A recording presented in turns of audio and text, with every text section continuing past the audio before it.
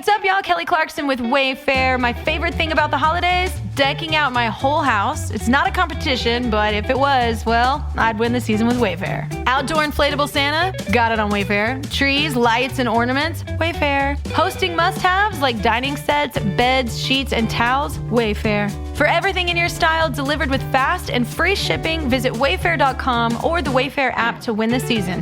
But again, it's not a competition. Wayfair, every style, every home. Time is precious, and so are our pets. So time with our pets is extra precious. That's why we started Dutch. Dutch provides 24/7 access to licensed vets with unlimited virtual visits and follow-ups for up to 5 pets. You can message a vet at any time and schedule a video visit the same day. Our vets can even prescribe medication for many ailments, and shipping is always free. With Dutch, you'll get more time with your pets and year-round peace of mind when it comes to their vet care. Go to Dutch.com to get vet care that is always there for just $92 a year.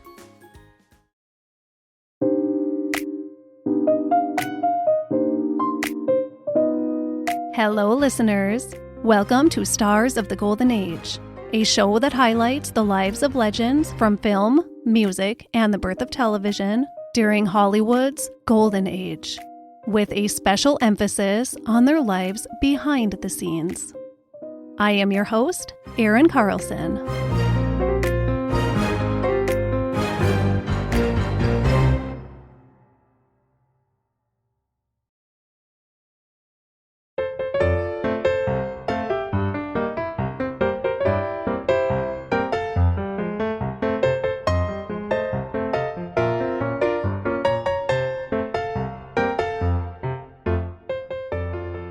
Today, we are honoring an icon of the screen, both big and small, who turns 100 years old this week.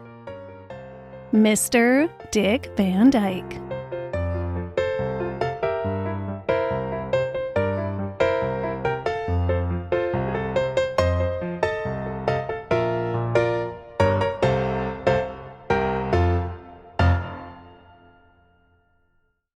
Before we dive in, I want to give a very special thank you shout out to our newest Patreon member, Dan H. I truly appreciate your support, Dan. It was nice chatting with you. Thank you again so much. Dick Van Dyke has always been a favorite of mine. The Dick Van Dyke Show was one of my very best comfort shows when I was growing up. It still would be if I actually watched TV. I loved that show. I loved Mary Tyler Moore, I loved Rosemary, and I loved Dick Van Dyke. Rob Petrie seemed like the perfect husband to me. I wanted to find myself a husband like Rob Petrie. The Dick Van Dyke Show does not define Dick Van Dyke, though. His talents reach far and wide, and he has graced us with a vast array of entertainment. He has been on the earth for 100 years, an entire century. That big, warm smile, just a welcoming sight to see in whatever he did. So, on with the show. It is my great honor to present you with the remarkable life of our birthday boy, Dick Van Dyke. Richard Wayne Van Dyke was born on December 13, 1925, in West Plains, Missouri, to parents Lauren and Hazel. Very early in his life, Dick and his parents moved to Danville, Illinois. When he was 5 years old, his little brother Jerry was born, another future star. The family was poor. They grew up during the Great Depression. But Dick said he and Jerry never knew it. They grew up as happy Midwestern boys. The late Gene Hackman also grew up in Danville, Illinois, right alongside Dick and Jerry Van Dyke. Gene was 5 years younger than Dick, so he was Jerry's age. But Dick's best friend was Gene's older cousin, Bob Hackman. They all grew up together, and Dick Van Dyke and Gene Hackman remained lifelong friends. Dick's father, Lauren, was a traveling salesman for the Sunshine Cookie Company, earning him the nickname Cookie. He was the life of the party and had a great sense of humor. That life of the party persona faded a little bit at home, though. Dick recalled his father as very reserved emotionally. The boys knew he loved them, but he never really expressed it and definitely never said it. Lauren was gone for work most of the week, and then on the weekends he liked to unwind in solitude or spend the day golfing with friends. So he didn't spend as much time with his family as the boys would have liked. I think that was pretty common in those days, though. Lauren and Hazel liked to go out for dinner or a movie from time to time, and they would leave 6-year-old Dick in charge of babysitting his infant baby brother, as you do. Dick's parents were highly devoted to their Presbyterian faith, and church was a huge part of their family life. And it would remain a priority throughout much of Dick's life. Not all of it, though. More on that later. He even considered pursuing a career as a minister when he was young. Dick loved going to the movies as a kid. His favorites were Laurel and Hardy and Buster Keaton. He was enraptured by the physical abilities of Buster Keaton, and he would run home after seeing his films and try out all the stunts himself until he had them mastered. Dick also impersonated Stan Laurel any chance he could. Stan Laurel was his idol. He was able to meet Stan Laurel much later in life, a great, great honor. Here's what he had to say about that experience and what he brought away from it. Quote, "It was a great thrill for me. He left me his bow tie and derby and told me that if they ever made a movie about him, he wanted me to play him. When I get some budding young comic who'll come up to me and say, 'What was it like to do it in those days?' I try to be as gracious to him as Stan Laurel was to me." End quote. Although he had been practicing his Buster Keaton at home for years, Dick Van Dyke first began performing in front of an actual audience during high school. Until that point, he thought his future was to become a minister. But then he joined his high school drama club. "I joined the drama club and found my dream home," he said. Also in his high school drama club in Danville, Illinois, were fellow feature showbiz guys Donald O'Connor and Bobby Short. The water in Danville must have been some pretty magical water, turning out all those stars. It should come as no surprise at all that Dick was the class clown. He was eager to make an auditorium full of high schoolers and parents laugh any chance he could. He didn't dream of becoming a comedic performer for a career, though. He wanted to be a radio announcer. And that became his first job when he was 16 years old. It was the local CBS station, and they had lost most of their announcers to the draft. So Dick was able to sneak right on in. He worked after school and on weekends from 10 p.m. to midnight, announcing the news, weather, sports, commercials, and playing records. Each night was a thrilling adventure, he said. I felt like I was at the center of the world. He almost got fired a couple of times, though, when he threw parties at the station on Saturday nights.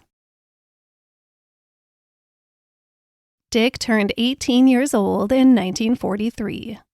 I got a little confused while reading his memoir because he was recalling a conversation with his mother from early 1944, and he wrote that he said to his mother, "I'm going to be 18 in March. That means I'll be up for the draft."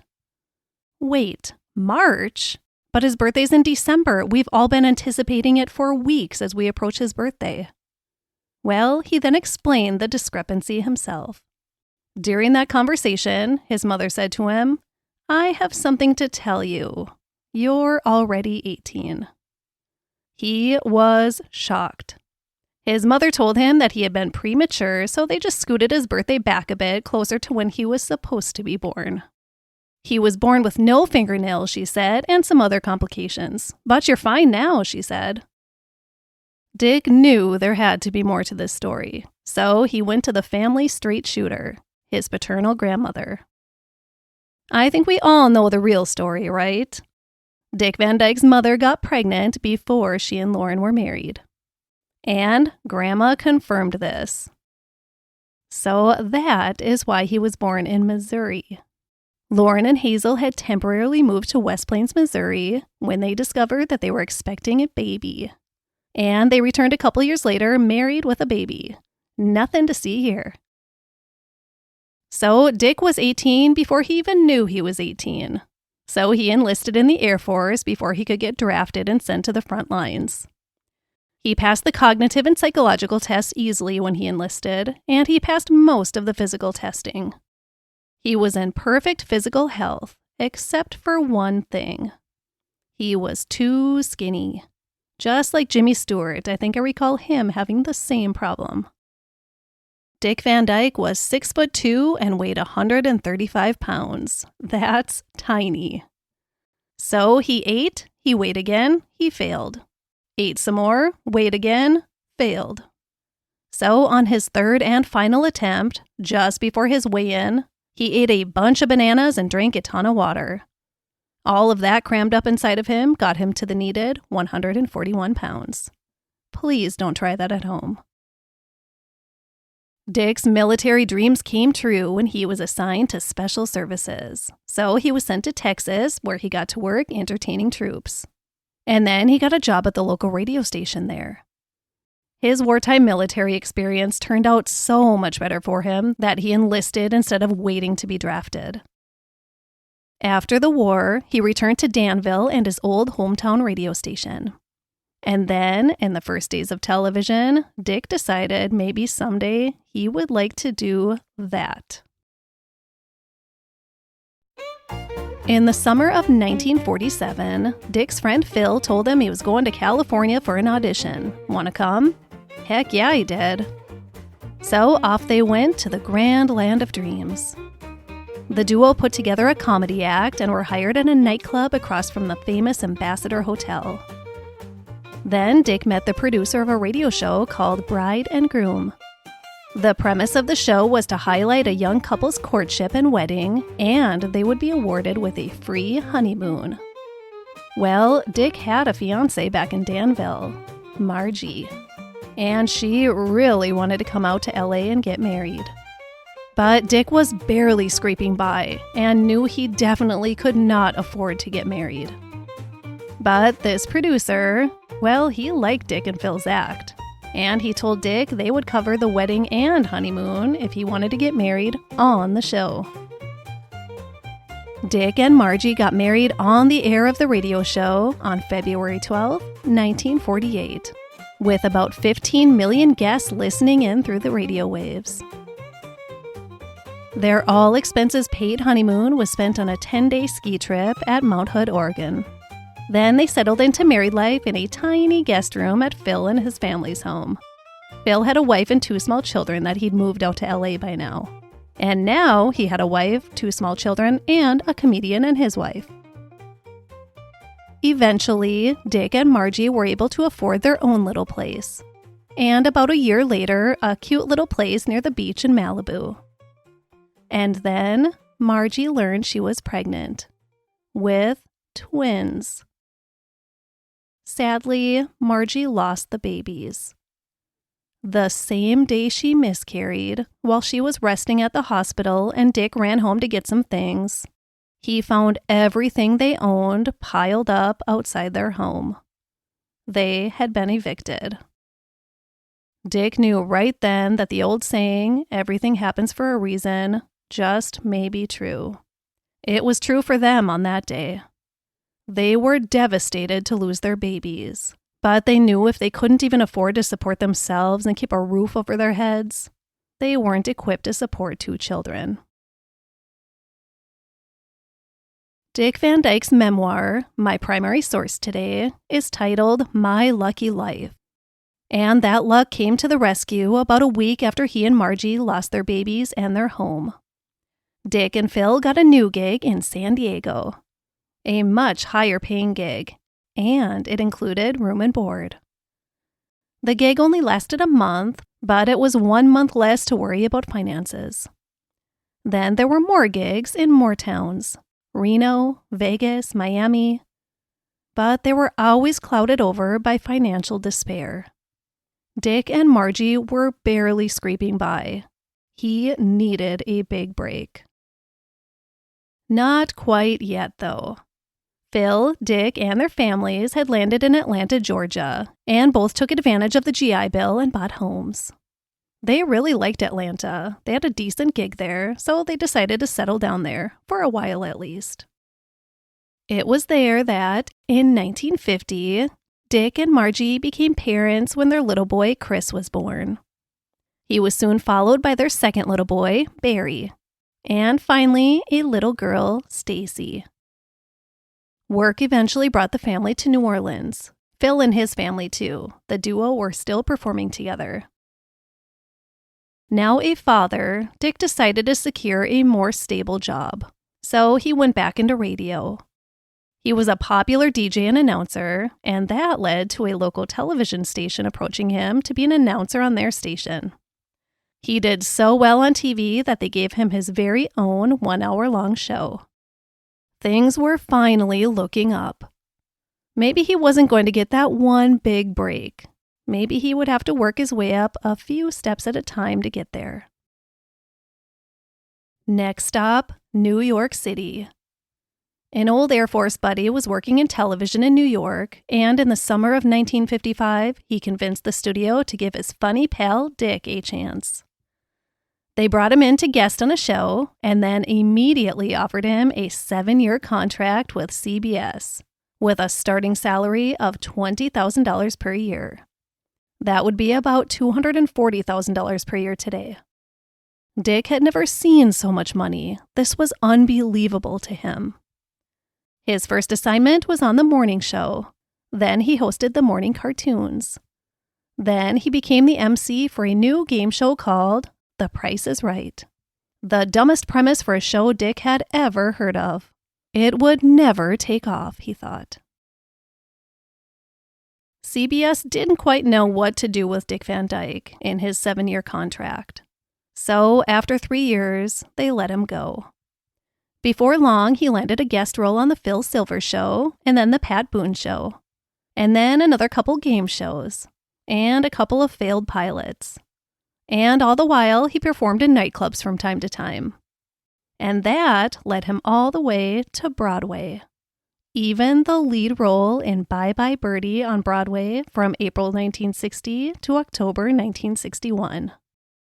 One night, he saw Fred Astaire in the audience. Another, Cary Grant.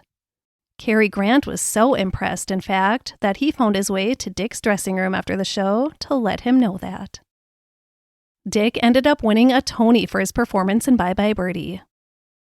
But as we know, even though things didn't seem to be going well on TV for Dick Van Dyke in those early days, it would be TV that would be the golden ticket for him after all. Enter Carl Reiner, one of Dick Van Dyke's idols during this time. Carl Reiner had just created a new sitcom. The show was titled Head of the Family, and Carl headed into production to film the pilot, in which he played the lead character himself, Rob Petrie. CBS declined the pilot. Then famed director-producer Sheldon Leonard advised Reiner to recast the show. It was all about chemistry. Sheldon offered to direct the show, and he knew just who to bring on to play Rob Petrie. A tall, skinny guy he recently saw perform on Broadway, Dick Van Dyke. In the fall of 1961, The Dick Van Dyke Show was born, and that perfect cast was brought together to make television history. Dick Van Dyke, Mary Tyler Moore, Rose Marie, Maury Amsterdam, and Carl Reiner as Mr. Alan Brady. Oh, and we can't forget Millie the neighbor, played by Anne Morgan Gilbert. I loved Millie. Dick Van Dyke instantly loved his co-star, Mary Tyler Moore. I can only imagine anyone who ever met Mary Tyler Moore instantly loved her. If they didn't, they must have been some kind of monster. Dick has always been very candid about his love and admiration for Mary. Here's what he said in his memoir. Quote, "Everyone loved Mary. What wasn't to love? I adored her from the moment we were introduced. I think both of us just got each other at hello." End quote. He went on to say that she was very proper and polite while filming that first episode. He was kind of worried she wasn't funny. "I saw a little Katharine Hepburn in her," he said, but not much Lucille Ball. He soon realized just how mistaken he was. Mary was perfect, and she was very funny. The show was absolute perfection, one of my all-time favorite shows. The Dick Van Dyke Show was produced in Los Angeles, so Dick, Margie, and the kids moved back west. Margie was pregnant with their fourth child at the time, another little girl, Carrie. It was a very happy time for the family. Dick's hard work had paid off big now, and they were loving being back in LA. And, best of all, Dick loved his job. He loved his coworkers. He loved going to work every day. The cast and crew of the Dick Van Dyke Show was his second family. And then came a shock. The show was canceled after the first season. Ratings were just not good when put up against the Perry Como Show, which they competed with in their time slot. The Dick Van Dyke Show was popular with viewers and did have good ratings, but it wasn't good enough. But then that luck came back to the rescue once again. During the summer rerun season after that first season, without the Perry Como competition, viewership soared. Everyone who hadn't already loved the Dick Van Dyke Show fell in love with it that summer. CBS changed their minds. The show was there to stay. During the second season of the Dick Van Dyke Show in 1962, Dick starred in the movie rendition of Bye Bye Birdie with Janet Leigh and Anne Margaret. It was his very first motion picture. 2 years later, he would appear in his most famous movie role, in my opinion at least, in one of the best movies ever, also in my opinion, and I think his too. Mary Poppins. I really had a crush on Bert the Chimney Sweep. Chim Chimney gets stuck in my head more often than I'd like to admit. For some reason, that song is always in my head. Speaking of the music, here's what Dick Van Dyke said about the iconic songs presented to us in Mary Poppins. Quote, "The music, as good music always does, opened a door in our souls into something deep and lasting." End quote. He was very proud of Mary Poppins. Between Bye Bye Birdie and Mary Poppins, Dick appeared in the movie What a Way to Go with Dean Martin, Shirley MacLaine, Paul Newman, and Robert Mitchum. I feel like he doesn't belong with that crowd, and he soon realized it too. After editing, Dick realized the movie was much more adult than he thought it was going to be, and he didn't want that as part of his image. He regretted doing the movie. Going forward, he only wanted to be in shows and movies that were safe for his children to watch with him. So, shortly later, when Dick Van Dyke was offered the role as Bert the Chimney Sweep in 1964, 3 years into the Dick Van Dyke Show, he was thrilled. He knew this was something special. And, of course, he also played the role of Mr. Dawes. He actually begged Walt Disney for that role, for the extra role. He told him he would even do it for free. But Mr. Disney, ever the shrewd businessman, offered his own stipulation. Dick could have that second role, but he would have to donate $4,000 to Walt Disney's newly formed art school, the California Institute of the Arts. That $4,000 would adjust to about $42,000 today. So Dick Van Dyke added to his workload in the production by playing a second character, not only without pay, but forking out a substantial amount of money to play it. He was happy to do so. It was worth every dollar, he said. I would have, in fact, paid even more. Dick Van Dyke was rich and famous now at this point in his life. But he wanted to make sure he raised his children in as normal a manner as possible. He didn't want them wrapped up in the Hollywood glitz and glamour. He wanted them to experience wholesome childhoods just as he and Jerry had. His Midwestern ideals were a part of the fabric of his soul. The family had nice things and a nice home, but they weren't true Hollywood people. Margie stayed as far removed from it as possible. Especially since half of America thought Mary Tyler Moore was her husband's actual wife. The Van Dykes were happy, and they were happy to spend most of their time together at home. The last episode of The Dick Van Dyke Show aired on June 1st, 1966. It had never been shared with the public during its highly successful 5-year run, but Carl Reiner had always intended for the show to only exist for 5 seasons. He never wanted the show to go stale or lose its magic, and he thought 5 years was the perfect amount of time to keep that magic preserved and avoid that staleness. Dick Van Dyke received 3 Emmy Awards for Outstanding Lead Actor in a Comedy Series for his portrayal of Rob Petrie. Throughout the 5-year run of The Dick Van Dyke Show, Dick made movies during their summer hiatuses. He made Bye Bye Birdie, What a Way to Go, Mary Poppins, The Art of Love, and Lieutenant Robin Crusoe USN during the run of The Dick Van Dyke Show. Dick Van Dyke was approached multiple times about starring in the movie Chitty Chitty Bang Bang during the mid-60s, as was Mary Poppins herself, Julie Andrews. They both repeatedly turned it down. Dick just didn't like the script. Finally, he was offered more money than he'd ever been offered before for a project, so he said yes.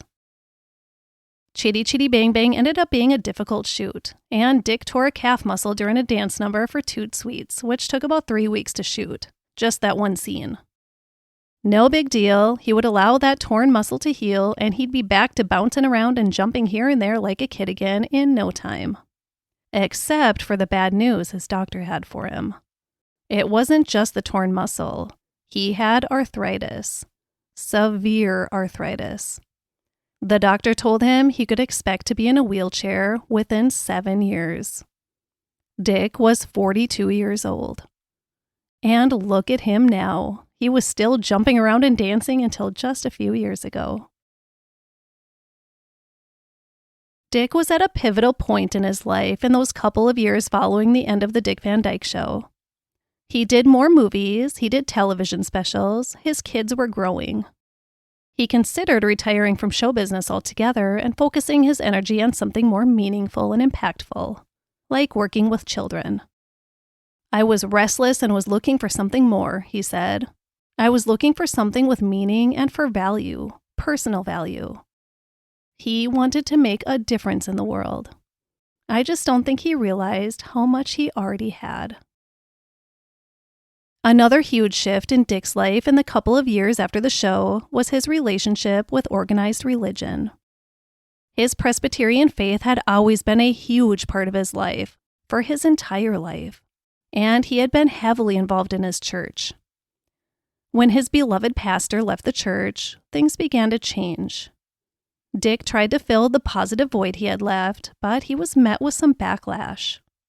When he suggested that they invite the congregation from a black church to join them for a service, and he saw the utter racism of many people in the congregation as they opposed it, that was it for him. Here's what he wrote in his memoir. Quote, "Black families, white families, people in general, we look at each other like strangers," I said. "But I think we have much more in common than any of us realize. We sit in our churches on Sunday, we read from the same book, we pray to the same God. We want the same thing, which is to feel loved and not hated." End quote.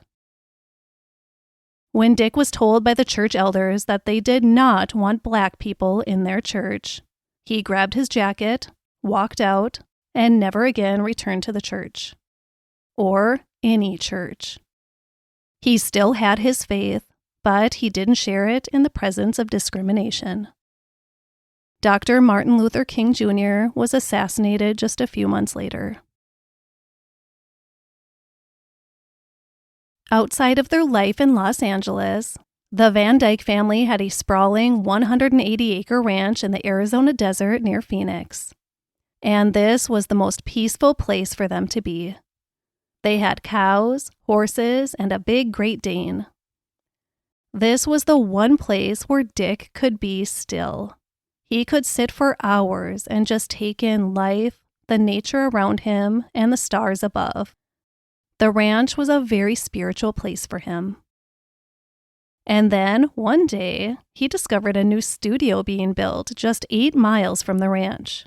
A decent-sized studio with 4 sound stages. This was very exciting to Dick because it gave him the opportunity to work and be at the ranch. So he arranged to do a new show with CBS at the Arizona studio in 1971. The New Dick Van Dyke Show. Mary Tyler Moore wouldn't be his wife, though, sadly for many fans of the Dick Van Dyke Show. This was a whole new premise and a whole new family. In fact, shortly after the debut of this new show, Dick recalled strolling through the grocery store when a woman approached him and whapped him hard with her purse. "How dare you leave that sweet Laura?" she yelled at him.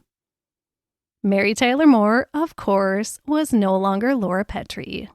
She was Sweet Mary Richards on the Mary Tyler Moore Show, which I know this woman knew, but seeing Dick move on with another family was just too much for her, I guess. The New Dick Van Dyke Show ran from 1971 to 1974. During the run of the New Dick Van Dyke Show, Dick came to terms with the fact that he had a bad relationship with alcohol. He never drank at all in his early adult life, not until they had moved to New York. Then it just crept more and more into his everyday life. Dick knew his drinking was affecting his life in not so good ways, and he was ready to face it head-on in the early 1970s. He admitted to snapping at both Margie and his kids while he was drinking, and he always just brushed it off the next morning that it was the alcohol talking. It wasn't really him. He finally got to the point where he realized it was him, and he did not want to be that person anymore. "If I wanted to be the man I thought I was, I needed to get help," he said. So he did. Dick spent 3 weeks in a rehab ward of a local hospital. He received a lot of great counseling and therapy and was able to better identify his situation and feel good about his future without alcohol. On the day of his release, Margie came to pick him up. Only she surprised Dick by saying that she had arranged with the doctors to take her husband's room there at the rehab hospital. It turned out she had an addiction to pills that she had been taking for anxiety, and she wanted help.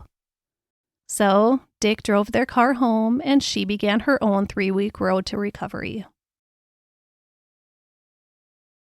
Things really began to change for Dick and Margie after their stays in the hospital. Right around this time, it was time to begin filming the 3rd season of the New Dick Van Dyke Show, and CBS insisted its production be moved from Arizona to LA to make it easier for everyone involved in the production.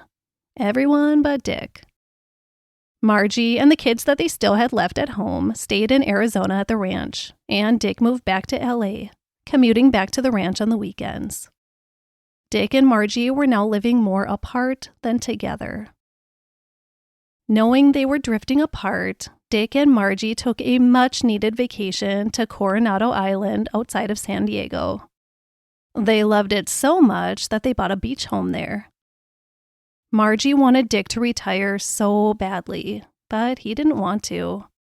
He loved his career, and he couldn't fathom the idea of not entertaining others. He needed to stay busy, and he needed to make people happy. The new beach house wasn't enough to fuse back together 2 people whose lives and priorities had drifted so far apart. Dick entered a period of what he referred to as adult onset confusion. Many people call it a midlife crisis. He said, quote, "Like it or not, life is a never-ending confrontation with doubts of uncertainty and chapters of self-discovery. It's a series of fine messes we enter, some wittingly and others not." End quote. Dick was 50 years old, and he was about to enter one of those fine messes. Feeling unconnected in his marriage to Margie, Dick found himself connecting well with his agent secretary, a woman 7 years younger than him named Michelle Triola. Before long, he found himself calling his agent's office for any small reason he could fabricate, just to talk to Michelle. All the things Margie didn't like, Michelle did, he recalled. In short, Michelle loved everything about show business, and Margie hated everything about show business. Michelle was new and exciting. Dick's father died during the same period in 1975, and Margie's father passed away soon after. After the passing of both of their fathers, Dick moved both his mother and Margie's mother to an apartment by them in Coronado. He said it was the female version of The Odd Couple, his mother and his mother-in-law living together as roommates.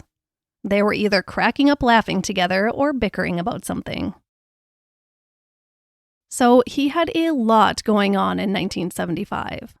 But instead of stepping back and evaluating it all, his troubled marriage, his feelings for another woman, and the death of his father, he decided to play the avoidance game instead and agreed to do a new weekly variety show, Van Dyke and Company. They had a star-studded lineup of guest stars, like Carol Burnett, Chevy Chase, Hal Linden, Andy Kaufman, Tina Turner, Lucille Ball, Flip Wilson, and, of course, Mary Tyler Moore. But it never really settled in with audiences in the time slot it was given, so it didn't last past the first season. Shooting the variety show in LA, though, gave Dick the opportunity to spend more time with Michelle than with Margie in Coronado. And he did just that. They were sneaking around frequently by this point. They were in a full-fledged secret relationship. He was living a double life. It came to the point where Dick felt just as he had when he realized he had a drinking problem. He needed to face the truth and be honest about it. He told Margie about Michelle. It was, of course, a very emotional time for Dick and Margie. They had been together for almost 30 years. They had raised 4 children together. They'd been together since they were kids through the entire building of Dick's career and fame. Ultimately, they decided they would remain married but live their lives separately. Dick loved Margie, he always would, but he felt like he needed the life that she no longer wanted. Well, she never really wanted that life, the showbiz life. He promised her that she would never go without the lifestyle and things she deserves. He would support her through the rest of her life. But they would no longer be living that life together. Margie took a trip around the world after the split, and I am very happy for her to have that experience at such a difficult time in her life. Several years later, in 1984, they made an official end to their marriage and secured a divorce. Although no longer married, they were able to remain friends. Dick and Michelle never got married, but they lived a happy life together for many, many years until her death. They were able to keep their secret relationship a secret for a few years, but it became public in 1981, so they began living as an open romantic couple from that point on, even though Dick was technically still married to Margie until 1984. In April of 1987, a heartbreaking tragedy occurred in the Van Dyke family. Dick and Margie's 13-year-old granddaughter Jessica died. She had taken 4 baby aspirin while recovering from chicken pox.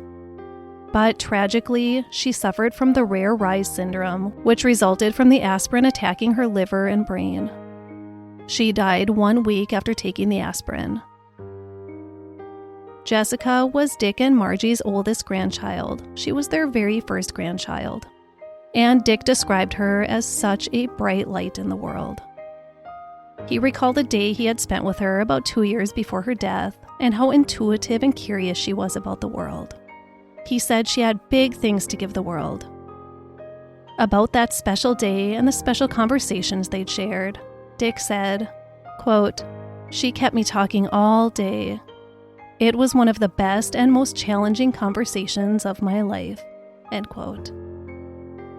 Jessica's death destroyed the spirits of the entire family for a long, long time. Dick Van Dyke's son, Barry, had built a successful acting career for himself, and together, father and son were able to work together in Diagnosis Murder, starting in 1992. It began as a spin-off of Jake and the Fat Man, and then became 3 made-for-TV movies, and then a weekly series. Dick wasn't sure he wanted to be tied down with a series. He was 67 years old, and although he wanted to keep working, a weekly show was a real commitment. But he did it, excited to work with his son, and the show ran a successful 178 episodes over 8 seasons. Dick was 75 years old when Diagnosis Murder ended in 2001, and they returned to the screen for 2 more TV movies after the series end. He was so happy he had done the show. After Diagnosis Murder wrapped, Dick tried his hand at a partial retirement. He and Michelle socialized regularly with dinner dates or stayed in to enjoy one of Michelle's famous home-cooked Italian meals. Dick had the guest house turned into a studio for himself to delve into his passion of computer graphics and CGI, and he created a few short films. He and Michelle were happy, and Dick was spending time doing the things that brought him joy. You couldn't keep Dick Van Dyke away from the soundstage for long, though. It was only the early 2000s. He had a lot of performing left to give us. Another new venture Dick embarked on in the early 2000s was joining an a cappella quartet. A chance encounter at a Starbucks joined him together with 3 young men, and together they formed the Fantastics and performed at charity events and benefits, and they also performed for sick children with terminal illnesses in children's hospitals. Dick always loved making children happy, and he always loved helping children any way he could. The Fantastics also released 2 albums. They were still performing together up until very recently. Margie passed away in 2007 from pancreatic cancer. Dick was devastated by her death. Even though we were long divorced, he said, with her death, I also lost a part of myself. The year following Margie's death, Michelle was diagnosed with lung cancer. She passed away in October of 2009. Dick and Michelle had been together for over 30 years, and her death marked the first time he had ever lived life alone. After getting through the initial grief of losing both Margie and Michelle, Dick had to get back to making audiences happy. He did a couple performances with the Mary Poppins stage production in LA. How cool would that be to see? I saw Mary Poppins on stage in Chicago around the same time, and it was one of the best productions I have ever had the pleasure of seeing. I would have flipped my lid if Dick Van Dyke himself popped out on that stage. Next, Dick put together a one-man show. Seriously, you cannot stop this man. The Fantastics were busy out singing their songs too. They even performed for former President Barack Obama and other important politicians and dignitaries at a 4th of July celebration at Washington's Ford's Theater in 2010. Mrs. Obama told Dick that the Dick Van Dyke Show was her favorite show of all time. President Obama confirmed that. He said she's not joking. She won't miss it. Of all the many presidents Dick Van Dyke had the pleasure of meeting, he said Barack Obama was his favorite. He just loves him as a person. Although keeping very busy, Dick still felt himself at that spiritual crossroads in life again. The point where he wondered what to do, what the point was in life, what his priorities should be. I'm going to read you a passage from his 2011 memoir. He wrote, quote, "Throughout my life, I've pondered the big questions. I would read the great thinkers and try to figure out what it all meant. My life and life in general. What was the point? What was I supposed to do? Was I getting it right? I don't remember a time in my life when I wasn't asking these questions. But since losing Michelle and Margie, I've looked back on the years with a new perspective and considered the lessons I've learned as well as those that may have slipped past. And I've concluded that the answers I've searched for were not that complicated, not nearly as much as they seem. In fact, I may have known more than I gave myself credit for. The Buddhists boil it down to the essentials. They said you need 3 things in life: something to do, something to love, something to hope for. The message could not get any clearer. I heard Walt Disney, Dr. Martin Luther King Jr., and Carl Reiner all say the same thing in their own way. Hope is life's essential nutrient, and love is what gives life meaning. I think you need somebody to love and take care of, and someone who loves you back. In that sense, I think the New Testament got it right. So did the Beatles. Without love, nothing has any meaning. End quote. Dick Van Dyke found love again when he met makeup artist Arlene Silver backstage of the SAG Awards. They instantly connected, and despite their 46-year age difference, they got married in 2012. Dick was 86 and Arlene was 40. And yes, I know most of our minds instantly go to that huge age gap and her potential intentions on marrying someone so much older. But they do truly seem to love each other deeply. They are still married to this very day. Maybe it's not your traditional kind of marriage, but there clearly seems to be a deep love and respect there. And they make each other laugh. Dick is happy, and Arlene seems happy too. Love comes from the heart, after all. I am very happy for them. She is a lucky woman to be surrounded by that kind of positivity and love and optimism every day. Dick Van Dyke has done so much good in his long, long life. He has helped children who were dying from cancer have a little smile and happiness in their life. He has helped other kids through the Big Brother program. He has helped education programs. He's worked in high school productions and youth fundraiser events.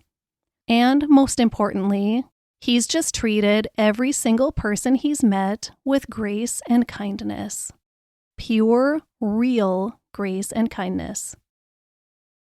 Dick volunteered his time for 20 years at the Midnight Mission in LA's Skid Row, a place most celebrities or people of privilege would never consider stepping foot into. But Dick did, time and time again. One homeless woman once said to him, "You don't know how many people look right through us, as if we're not even there." He responded to her by giving her a big hug and saying to her, "I'm glad to be here. In fact, I can't think of any place I'd rather be than right here making you smile." And you know what? I know he meant that. At the mission, he served food and he just talked to people. He listened to people, he sang with people, he danced with people, he did whatever he could to bring joy into those people's lives. Those people with no money, no food, no home, and no hope. He brought a little hope into their lives. And remember, we all need something to hope for. Dick Van Dyke has still been entertaining us in recent years. He helped revive Mary Poppins and Mary Poppins Returns as Mr. Dawes Jr. in 2018. He and his wife Arlene guest starred on Days of Our Lives just 2 years ago, and he also guest starred on The Simpsons 2 years ago. In recent weeks, he's been popping up all over in interviews as we approach his grand 100th birthday on December 13th. This very Saturday, if you are listening when this episode is released. The city of Malibu, California has been celebrating since November 18th in a special 2-week-long celebration full of events leading up to Dick Van Dyke's birthday. This weekend, a special feature-length documentary will be playing at theaters across the nation. Dick Van Dyke, a 100th celebration. It is only showing in theaters this Saturday and Sunday, I believe, the 13th and 14th. A truly remarkable experience, so you don't want to miss it. I will not be missing this, and I hope many of you can make it out to see it too. Oh, I also want to mention that there was a Dick Van Dyke Show reunion made in 2004, hosted by Ray Romano. It reunited all of the stars of the show that were still alive at that time. It's available on YouTube if you want to check it out too.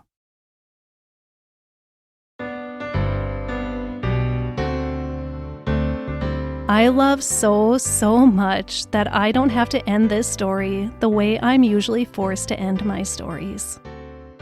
Happy birthday, Mr. Dick Van Dyke.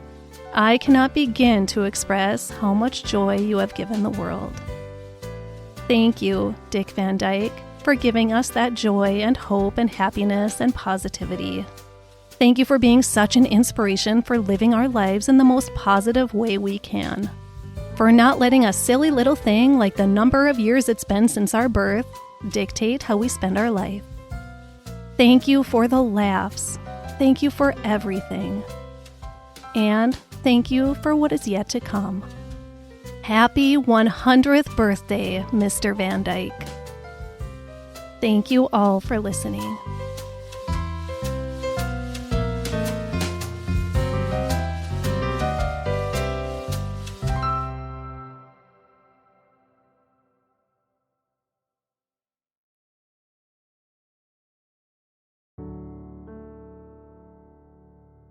While researching for this episode, The Great Dick Van Dyke, I had a close friend pass away.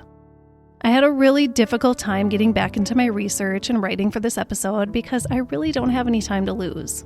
And I'll be honest, if our subject was anyone else in the world except for Dick Van Dyke, I probably would have just stepped back for a few days and not had an episode ready for this week. But the show must go on. I realized Dick Van Dyke is perfect. He is such an inspiration for love, vitality, positivity, and good. Getting back into a story after taking a day to just be sad, his story told mostly through his own memoir, was just what I needed. With all that said, I'm forced to take a little break from the hectic schedule it takes to produce this podcast. Just 1 week, I promise. But with existing holiday engagements and then my friend passing away and having to travel out of town for her funeral for a couple days, it's just too much and it takes away the time that I had set aside for it. So there will be no episode on December 16th, but then we'll be back again. Reach for the positive in every day, be kind to everyone you encounter, approach your life like Dick Van Dyke does, and have a great rest of your week. My primary source for this episode was Dick Van Dyke, My Lucky Life in and Out of Show Business, a memoir by Dick Van Dyke. I also used the book Dick Van Dyke and Mary Tyler Moore, the premier sitcom stars of the 60s and 70s by Charles River editors. An article from People magazine by Carly Tagen-Dye and Liz McNeil from November 26, 2025, and IMDB.